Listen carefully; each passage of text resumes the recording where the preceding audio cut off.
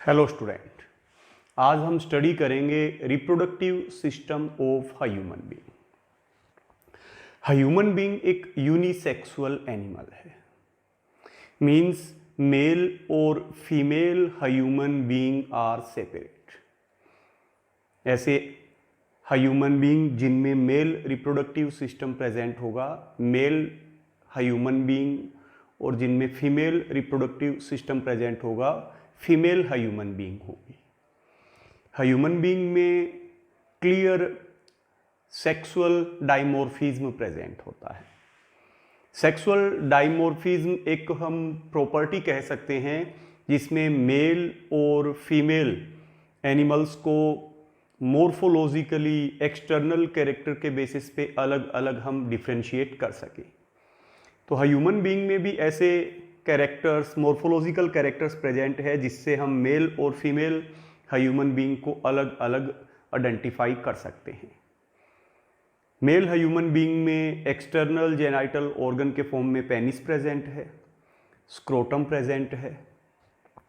Female human being में developed mammary glands जो है उससे हम मेल ह्यूमन बीइंग से इसे आइडेंटिफाई कर सकते हैं।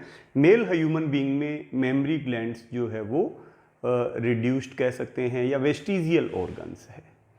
तो यूनिसेक्सुअल एनिमल में आज हम स्टडी करेंगे मेल ह्यूमन बीइंग और मेल ह्यूमन बीइंग में present mail reproductive system. Mail reproductive system के सभी ऑर्गन्स को हम 3 पार्ट्स में डिवाइड करेंगे। फर्स्ट, प्राइमरी रिप्रोडक्टिव ऑर्गन जिसमें 1 पेयर टेस्टिस होंगे। एसेसरी रिप्रोडक्टिव ऑर्गन्स जो प्राइमरी रिप्रोडक्टिव ऑर्गन को असिस्ट करते हैं, हेल्प करते हैं, epididymis, Vasa difference and external genital organ के फॉर्म में पेनिस। एसेसरी रिप्रोडक्टिव ग्लैंड्स जिसमें 3 रिप्रोडक्टिव ग्लैंड्स होगी, prostate gland, Cowper's gland and seminal vesicle. तो मेल रिप्रोडक्टिव सिस्टम के रिप्रोडक्टिव ऑर्गन्स को हम 3 पार्ट्स में डिवाइड करेंगे। Primary reproductive organ testis 1 pair होंगे। ये एब्डोमेन से बाहर, एब्डोमिनल कैविटी से बाहर सैक लाइक स्ट्रक्चर में होंगे, स्क्रोटम और स्क्रोटल सैक में। एसेसरी रिप्रोडक्टिव ऑर्गन में एपिडिडाइमिस, वास डिफरेंस जिसे हम स्पर्म डक्ट भी कहेंगे, और पेनिस। और एसेसरी रिप्रोडक्टिव ग्लैंड्स में prostate gland, Cowper's gland and seminal vesicle. तो first of all primary reproductive organ testis, 1 pair pink elliptical shape के टेस्टिस मेल ह्यूमन बीइंग के पेल्विक रीजन में दोनों लेग्स के बीच सैक लाइक स्ट्रक्चर स्क्रोटम और scrotal sac में present होते हैं। ये टेस्टिस स्क्रोटम और स्क्रोटल सैक की वॉल से गुबर्नेकुलम फाइबर की हेल्प से अटैच होते हैं। तो फिगर की हेल्प से, डायग्राम की हेल्प से हम मेल रिप्रोडक्टिव सिस्टम की स्टडी करेंगे। मेल रिप्रोडक्टिव सिस्टम, ये मेल रिप्रोडक्टिव सिस्टम का एक लेटरल व्यू डायग्राम है। जैसे इस तरीके का ये जो एक लेटरल व्यू है, ये लेटरल व्यू डायग्राम है।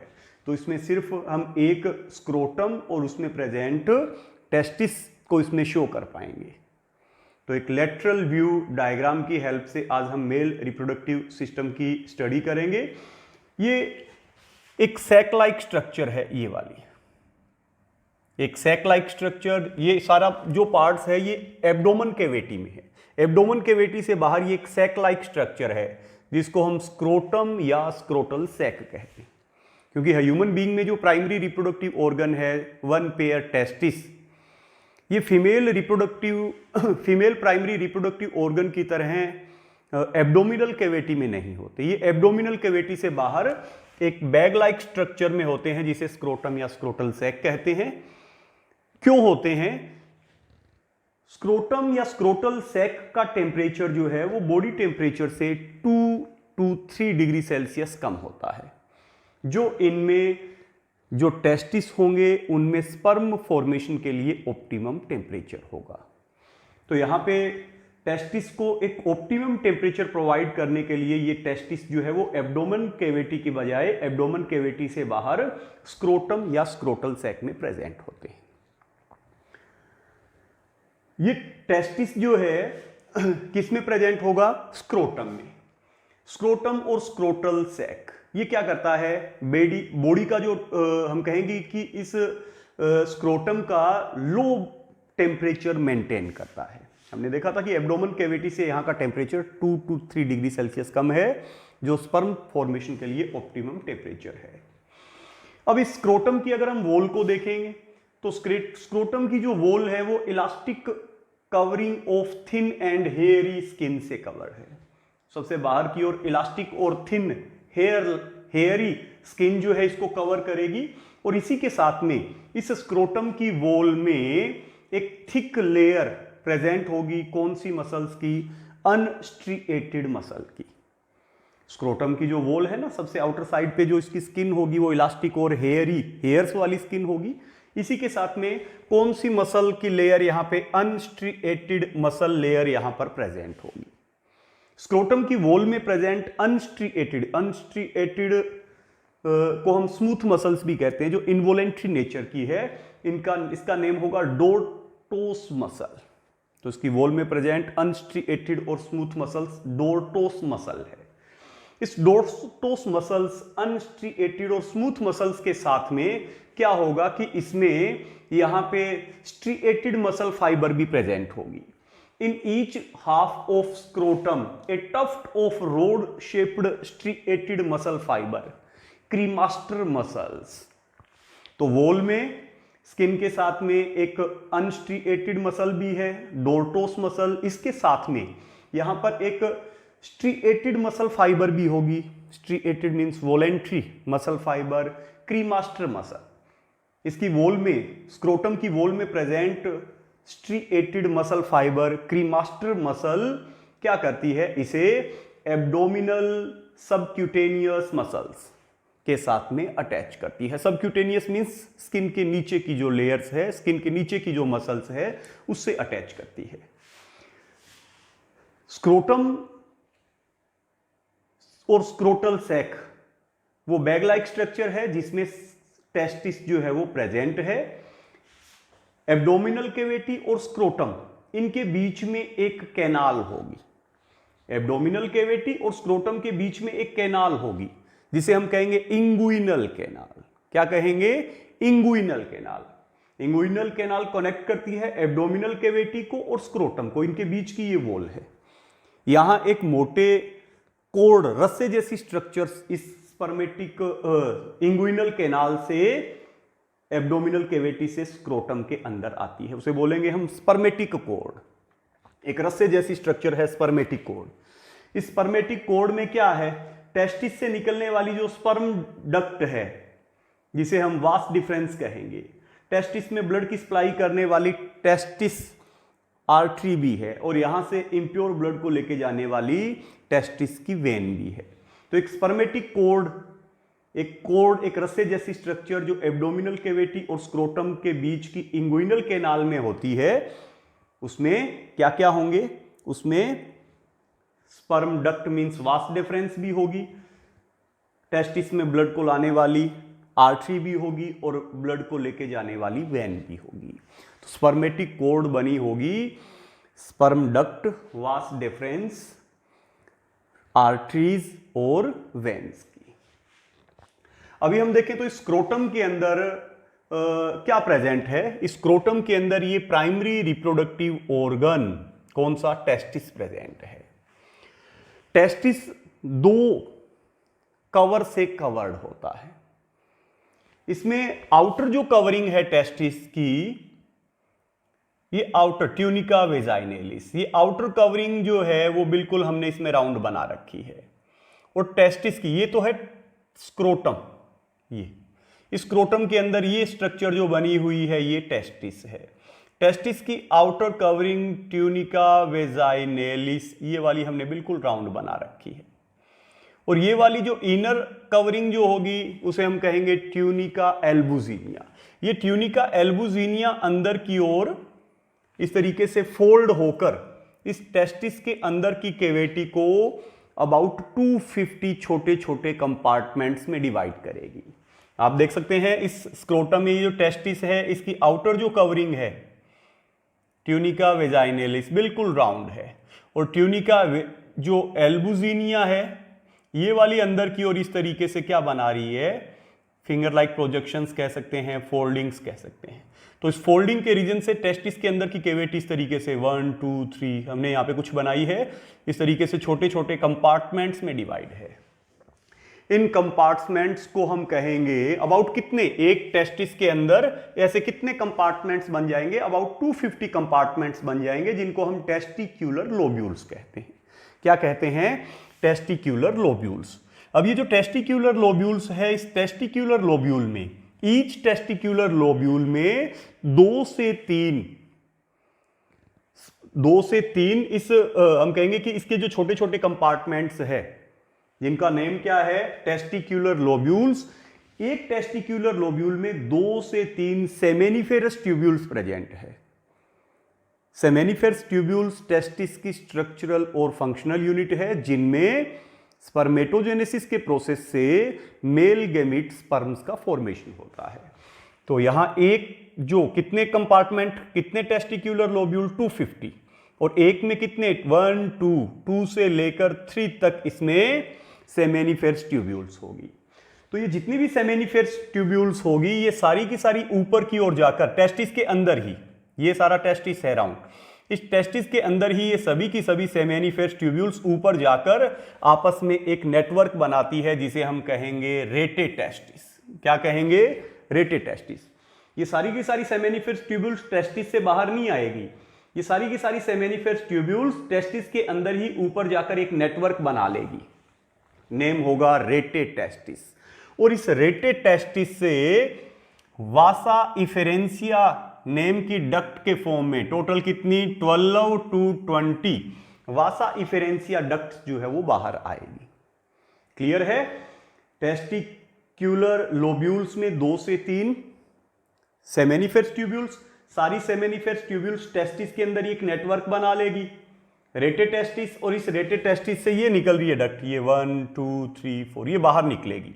इनका नेम क्या होगा, वासा इफेरेंसिया। कितनी वासा इफेरेंसिया निकलेगी, 12 to 20 वासा इफेरेंसिया बाहर निकलेगी। क्लियर है, ये प्राइमरी रिप्रोडक्टिव ऑर्गन है टेस्टिस। नेक्स्ट वीडियो में हम इस टेस्टिस की इंटरनल स्ट्रक्चर की भी स्टडी करेंगे कि टेस्टिस में ये जो टेस्टिक्यूलर लोब्यूल है, इन्हें में सेमेनिफेरस ट्यूब्यूल, सेमेनिफेरस ट्यूब्यूल्स में स्पर्म्स बनेंगे, और सेमेनिफेरस ट्यूब्यूल्स के बीच यहाँ पे एक टिश्यू होगा जिसमें पर्टिकुलर सेल्स होगी, इंटरस्टिशियल सेल्स। तो वो हम नेक्स्ट क्लास के अंदर इंटरनल स्ट्रक्चर और हिस्टोलॉजी ऑफ टेस्टिस में करेंगे। तो इस टेस्टिस से 12 to 20 वासा इफेरेंसिया बाहर निकलेगी, और आप इस देख सकते हैं कि इस टेस्टिस से आगे यहां पे एक हाईली कोइल्ड ट्यूब्यूलर स्ट्रक्चर है, ये वाली, ये हाईली कोइल्ड ट्यूब्यूलर स्ट्रक्चर है एपिडिडाइमिस। तो ये हमारा यहाँ पे प्राइमरी रिप्रोडक्टिव ऑर्गन है टेस्टिस, जो स्क्रोटम और स्क्रोटल सैक में प्रेजेंट होता है, और इस एक टेस्टिस से 12 to 20 वासा इफेरेंसिया बाहर निकलती है। अभी एसेसरी रिप्रोडक्टिव ऑर्गन, इसमें फर्स्ट आता है एपिडिडाइमिस। इस टेस्टिस के ऊपर ये हाईली कोइल्ड एक स्ट्रक्चर, अबाउट इसकी लेंथ कितनी होती है, 5 to 6 metre long tube like structure है। तो 5 to 6 मीटर है, तो आप देख सकते हैं कि इसमें कितनी ज्यादा कोइलिंग होगी। तो ये जस्ट टेस्टिस के ऊपर चिपकी हुई ये एक highly coiled tube like structure है एपिडिडाइमिस। इस एपिडिडाइमिस के 3 पार्ट्स होंगे। एपिडिडाइमिस का ये वाला पार्ट, ये इसे हम बोलेंगे फर्स्ट पार्ट केपट एपिडिडाइमिस। फिर इसकी ये जो मेन बॉडी है, ये जो मेन बॉडी है, इसे कहेंगे कॉर्पस एपिडिडाइमिस। और इस एपिडिडाइमिस के ये नीचे वाला जो पार्ट है, इसे हम कहेंगे कोडा ओपी एपिडिडाइमिस। तो टेस्टिस के बाहर एपिडिडाइमिस, केपट एपिडिडाइमिस जो इसका हेड है, इसकी जो मेन बॉडी है कॉर्पस एपिडिडाइमिस, और इसके नीचे का पार्ट जो है, जो टेल लाइक पार्ट होगा, कोडल और कोडा एपिडिडाइमिस। इसी कोडा एपिडिडाइमिस से एक डक्ट टेस्टिस से या स्क्रोटम से बाहर निकलेगी, जिसे हम क्या कहेंगे, वासा डिफरेंस, स्पर्म डक्ट भी कहेंगे। तो क्लियर है, टेस्टिस से निकलेगी 12 to 20 वासा इफेरेंसिया, वो किस में आ जाएगी, इस highly cold tube like structure में, एपिडिडाइमिस में, केपट एपिडिडाइमिस, कॉर्पस एपिडिडाइमिस, कोडा एपिडिडाइमिस और कोडा एपिडिडाइमिस से सिर्फ एक ही डक्ट बाहर निकल रही है, ये वाली डक्ट। ये क्या नेम होगा इस डक्ट का, वासा डिफरेंस, या इसे हम स्पर्म डक्ट भी कहते हैं। क्लियर है, तो एपिडिडाइमिस, अभी एपिडिडाइमिस के नीचे का पार्ट कोडा एपिडिडाइमिस, यहां से डक्ट निकल रही है कौन सी, वास डिफरेंस, या जिसे हम स्पर्म डक्ट कहेंगे। आप देख सकते हैं ये स्पर्म डक्ट ही स्क्रोटम में, स्क्रोटम और एब्डोमिनल कैविटी के बीच में क्या है, इंगुइनल कैनाल, तो ये स्पर्म डक्ट और वास डिफरेंस ही इस इंगुइनल कैनाल से होकर एब्डोमन कैविटी में आएगी, और एब्डोमन कैविटी में आकर ये यहां यूरिनरी ब्लैडर है एब्डोमिनल कैविटी में, ये स्पर्म डक्ट और वास डिफरेंस एब्डोमिनल कैविटी में आकर अपनी ओर की जो यूरिनरी डक्ट है, उस यूरिनरी डक्ट के ऊपर एक लूप बनाकर नीचे आएगी। जब ये लूप बनाकर नीचे आएगी तो इसमें एक एसेसरी रिप्रोडक्टिव ग्लैंड अपना सिक्रेशन डालेगी। ये यहां से लेकर एपिडिडाइमिस से लेकर स्क्रोटम से बाहर निकल रही है, इंगुइनल कैनाल, एब्डोमिनल कैविटी, अपनी ओर के यूरेटर, यूरिनरी डक्ट के चारों ओर लूप बनाकर जब नीचे आएगी तो इसमें एक रिप्रोडक्टिव ग्लैंड ओपन होगी, सेमिनल वेसिकल। और जब इसमें ये सेमिनल वेसिकल ओपन हो जाएगी तो आगे इस डक्ट का नेम जो है वो चेंज हो जाएगा। अब हम इसे कहेंगे इजेकुलेटरी डक्ट। यहां से लेके यहां तक ये क्या है, ये वास डिफरेंस है, स्पर्म डक्ट है। अब इस स्पर्म डक्ट में जब ओपन हो गई सेमिनल वेसिकल, सेमिनल वेसिकल अपना सिक्रेशन इसमें डालेगी। तो अब जब सेमिनल वेसिकल इसमें ओपन हो जाएगी तो अब ये डक्ट स्पर्म डक्ट और वास डिफरेंस नहीं रहेगी, अब इसका नेम क्या है, इजेकुलेटरी डक्ट। अब ये इजेकुलेटरी डक्ट जब थोड़ा सा नीचे आएगी तो यूरिनरी ब्लैडर अपने यूरिन को एक डक्ट की हेल्प से यहां पर डाल देगी, यानी यूरिनरी ब्लैडर की डक्ट भी अब इस इजेकुलेटरी डक्ट के साथ अटैच हो जाएगी। ये sperm duct, seminal vesicle open हुआ तो यहां से यहां का ये पार्ट इजेकुलेटरी डक्ट। अब इजेकुलेटरी डक्ट में यूरिनरी ब्लैडर की डक्ट भी ओपन हो गई, तो अब आगे का ये जो ट्रैक्ट है उसे हम कहेंगे यूरिथ्रा और यूरिनोजेनाइटल ट्रैक्ट।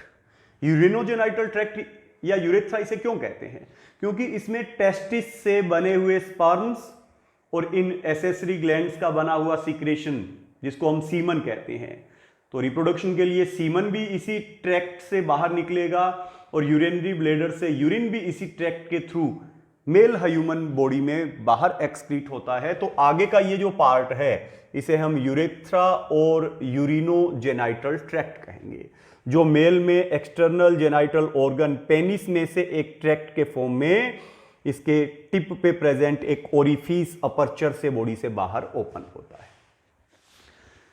तो सेमिनल वेसिकल जब ओपन हुई, इजेकुलेटरी डक्ट जब नीचे आई तो यूरिनरी ब्लैडर की डक्ट भी इसमें ओपन हुई। जहां इजेकुलेटरी डक्ट और यूरिनरी ब्लैडर की डक्ट जहां कंबाइन हो रही है वहां पे एक other accessory reproductive gland present है जिसे हम कहते हैं प्रोस्टेट ग्लैंड। कौन सी ग्लैंड, प्रोस्टेट ग्लैंड। इस प्रोस्टेट ग्लैंड में यूट्रिक्यूलस और इस तरीके के छोटे चैम्बर्स भी प्रेजेंट है, एसिनाई, यूट्रिकुलस कह दें, एसिनाई कह दें, और ये एक कवर से कवर्ड है। तो ये प्रोस्टेट ग्लैंड की कवरिंग है और इसमें ये यूट्रिक्यूलस और ये छोटे bag like structures acini present है। तो इस तरीके से इनके जॉइंट पर प्रोस्टेट ग्लैंड भी प्रेजेंट होगी। प्रोस्टेट ग्लैंड भी अपना प्रोस्टेटिक फ्लूइड यहां पर इसमें डाल देगी। टेस्टिस से स्पर्म्स आए, सेमिनल वेसिकल ने अपना सिक्रेशंस उसमें डाल दिया। नीचे आई इजेकुलेटरी डक्ट के फॉर्म में, जहां यूरिनरी ब्लैडर उसमें ओपन होती है वहां पे प्रोस्टेट ग्लैंड ने भी अपना सिक्रेशन इसमें डाल दिया। आगे का ये ट्रैक्ट कौन सा बन गया, यूरिथ्रा और यूरिनोजेनाइटल ट्रैक्ट। जब ये थोड़ा सा नीचे यूरिनोजेनाइटल ट्रैक्ट यहां से आएगा तो इसमें एक और other accessory reproductive gland, Cowper's gland भी अपना सिक्रेशन इसमें डाल देगी। तो ये यूरिनोजेनाइटल ट्रैक्ट है जो पेनिस जो ह्यूमन बीइंग में मेल जेनाइटल ऑर्गन है, यहां इसमें से होकर ह्यूमन बॉडी से बाहर ओपन होता है। तो यूरेथ्रा क्या है? थिक वॉल्ड मस्क्यूलर डक्ट है, इसे यूरिनोजेनाइटल ट्रैक्ट भी कहते हैं। और फिर ये मेल का external genital organ penis human being में, मेल ह्यूमन बीइंग में कोपुलेटरी ऑर्गन है, क्योंकि कोपुलेशन में यही एक्सटर्नल जेनाइटल ऑर्गन स्पर्म्स वाला जो सीमन है उसे फीमेल रिप्रोडक्टिव ऑर्गन वेजाइना में ट्रांसफर करता है। तो इसी पेनिस में से ये यूरेथ्रा और यूरिनोजेनाइटल ट्रैक्ट जो है वो बाहर आएगा और एक ओरिफिस अपर्चर से बॉडी से बाहर ओपन होगा। अब इस पेनिस की अगर हम ट्रांसफर सेक्शन को कट करें तो इस पेनिस के अंदर 3 कोर्ड लाइक, पेनिस की ट्रांसफर सेक्शन में हमें 3 स्पॉन्जी लॉन्गिट्यूडिनल कोर्ड, मोटी मस्क्यूलर स्ट्रक्चर्स इस पेनिस के अंदर प्रेजेंट होती है। Penis made up of 3 spongy longitudinal cords. Actual में ये फिलामेंट्स मस्क्यूलर कनेक्टिव टिश्यू की बनी हुई 3 लॉन्ग स्पॉन्जी लॉन्गिट्यूडिनल स्ट्रक्चर होगी। कैसे हम इसको एक्सप्लेन कर सकते हैं? ये हम अगर इसका ट्रांसफर सेक्शन कट करें पेनिस का, तो इसमें 3 कोर्ड लाइक स्ट्रक्चर्स जो है वो प्रेजेंट होती है। ट्रांसफर सेक्शन अगर इसकी कट करें तो इसमें 3 cord, spongy longitudinal cords present होती है। किसकी बनी होगी? ये बनी होगी फिलामेंट्स मस्क्यूलर कनेक्टिव टिश्यू की। 2 कोर्ड्स ये वाले जो dorsal lateral ventral, dorsal lateral position पे ऊपर के ये जो 2 कोर्ड्स है इनका नेम होगा कोरपोरा कैवर्नोसा, और वेंट्रल साइड में ये जो कोर्ड होगी इसका नेम होगा कोरपोरा स्पोंजियोसम। ये यूरेथ्रा और यूरिनोजेनाइटल ट्रैक्ट और यूरेथ्रा इसी जो वेंट्रल जो कोरपोरा स्पोंजियोसम है इसी में होकर पेनिस से बाहर मेल यूरेथ्रा के फॉर्म में बॉडी से बाहर ओपन होती है। तो इसमें ये जो 3 कोर्ड्स है, इसमें ऊपर वाले जो डोर्सल लेटरल पोजीशन पे है कोरपोरा कैवर्नोसा, और वेंट्रल पोजीशन पे जो है वो कोरपोरा स्पोंजियोसम। ये यूरेथ्रा यूरिनोजेनाइटल ट्रैक्ट इसी वेंट्रल कोर्ड में कोरपोरा स्पोंजियोसा में प्रेजेंट है और बाहर यूरिनरी ओरिफिस से बॉडी से बाहर ओपन होता है। नॉर्मल कंडीशन के अंदर इसकी जो मसल्स है वो कंस्ट्रिक्टेड रहती है। कोपुलेशन के टाइम पे, मैटिंग के टाइम पे इन्हीं कोर्ड्स की मसल्स में जो ब्लड साइनस है उनमें ब्लड जो है वो फिल होने लगता है और ये मसल्स जो है वो रिलैक्स होने लगती है, जिससे ये पेनिस जो है वो इरेक्ट और हार्ड होकर as a copulatory organ semen को डीपली वेजाइना के अंदर पेनिट्रेट और ट्रांसफर कर देता है। तो ये पेनिस ये एक्सटर्नल जेनाइटल ऑर्गन है मेल रिप्रोडक्टिव सिस्टम का। अभी है एसेसरी रिप्रोडक्टिव ग्लैंड्स। हमने इसमें 3 एसेसरी रिप्रोडक्टिव ग्लैंड्स देखी है, seminal vesicle, prostate gland, seminal vesicle, prostate gland and third Cowper gland. क्या फंक्शन है इनके? प्रोस्टेट ग्लैंड जो है वो एक सिक्रीशंस डालेगी किसमें? यहां टेस्टिस से तो आई गई सिर्फ स्पर्म्स, अभी स्पर्म्स में सेमिनल वेसिकल अभी अपना सिक्रीशन डालेगी, प्रोस्टेट ग्लैंड भी अपना सिक्रीशन डालेगी और सीमन के साथ में इसी सेमिनल वेसिकल, स्पर्म के साथ में इसी सेमिनल वेसिकल का और प्रोस्टेट ग्लैंड का सिक्रीशन मिलकर क्या बनाता है? सीमन बनाता है, जो एक लिक्विड है जिसमें स्पर्म्स जो है वो मूव करते हैं, स्पर्म्स जो है वो प्रेजेंट होते हैं।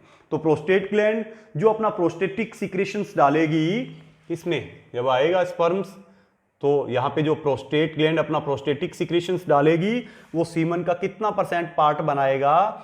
15 to 30% पार्ट। स्लाइटली एसिडिक है, pH 6.5 है, रीजन है इसमें प्रेजेंट सिट्रिक एसिड। तो इस प्रोस्टेट ग्लैंड के प्रोस्टेटिक फ्लूइड में, प्रोस्टेटिक सिक्रेशन में सिट्रिक एसिड प्रेजेंट होने के रीजन से ये स्लाइटली एसिडिक होता है, इसकी pH 6.5 है और ये सीमन का कितना पार्ट बनाता है? 15 to 16% पार्ट बनाता है। इसमें एल्ब्यूमिन जैसी प्रोटीन प्रेजेंट है, प्रोटियोलाइटिक एंजाइम भी प्रेजेंट है, फाइब्रिनोलाइसिन और फाइब्रिनोजिनेज।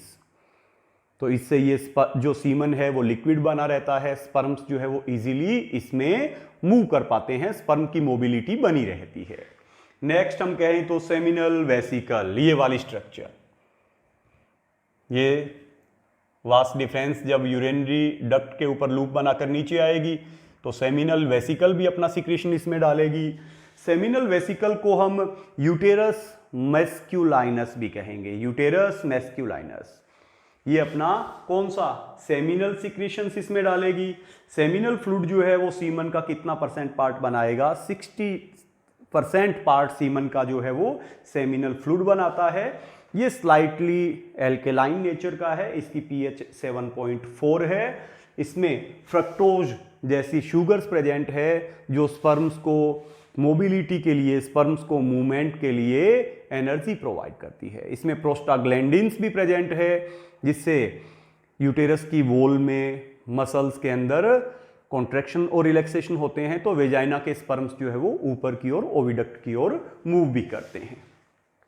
Third, Cowper gland. तो सीमन जो होगी यहां यूरेथ्रा और यूरिनोजेनाइटल ट्रैक्ट से जो स्पर्म्स है वो किस फॉर्म में निकलेंगे, वो सीमन के अंदर निकलेंगे। तो सीमन जो है उसको कौन बनाएगा, सेमिनल वेसिकल का सिक्रेशन और प्रोस्टेट ग्लैंड का सिक्रेशन। अब यहां से ये डक्ट है यूरिनोजेनाइटल ट्रैक्ट और यूरेथ्रा जब नीचे आएगी तो इसमें ये वाली ग्लैंड भी ओपन हो रही है, क्या है, काउपर ग्लैंड। काउपर्स ग्लैंड का एक नेम और भी है, इसे बल्बो यूरिथ्रल ग्लैंड कहते हैं। ये किस नेचर का सिक्रेशंस डालेगी, स्लाइटली एल्केलाइन नेचर का सिक्रेशन डालेगी। ये क्या करेगी, एल्केलाइन नेचर का सिक्रेशन इस यूरिनोजेनाइटल ट्रैक्ट और यूरेथ्रा में डालेगी। इसका फंक्शन क्या है, ये सीमन का कोई पार्ट नहीं बनाएगी। इसका जो एल्केलाइन नेचर का सिक्रेशन है वो इस यूरिनोजेनाइटल ट्रैक्ट यूरिथ्रा को क्या करेगा, लुब्रिकेट करेगा, उसे चिकना बनाएगा। और एक फंक्शन और भी होगा, क्योंकि आगे से यहां का ये जो यूरिनोजेनाइटल ट्रैक्ट है जो पेनिस में से होकर, या एक्चुअल में हम कहें कि पेनिस के जो वेंट्रल जो कॉर्ड है, कौन सा, स्पोंजियोसम में से होकर बाहर ओपन होता है।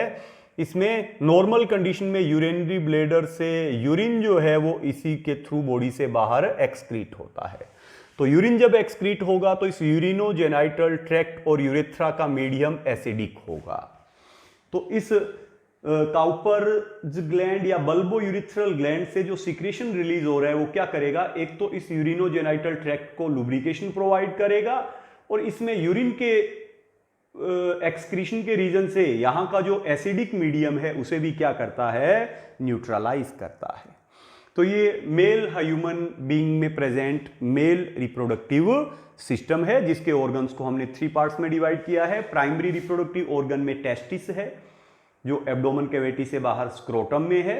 सेकेंडरी या हम कहें एसेसरी रिप्रोडक्टिव सिस्टम में टेस्टिस के साथ अटैच एपिडिडाइमिस से अटैच स्पर्म डक्ट या वास डिफरेंस, और फिर इससे अटैच और एक एक्सटर्नल जेनाइटल ऑर्गन पेनिस भी है जो कोपुलेटरी ऑर्गन भी है, और इसके साथ में attach 3 accessory reproductive gland, seminal vesicle है, प्रोस्टेट ग्लैंड है और काउपर्स और हम कह सकते हैं बल्बो यूरिथ्रल ग्लैंड है।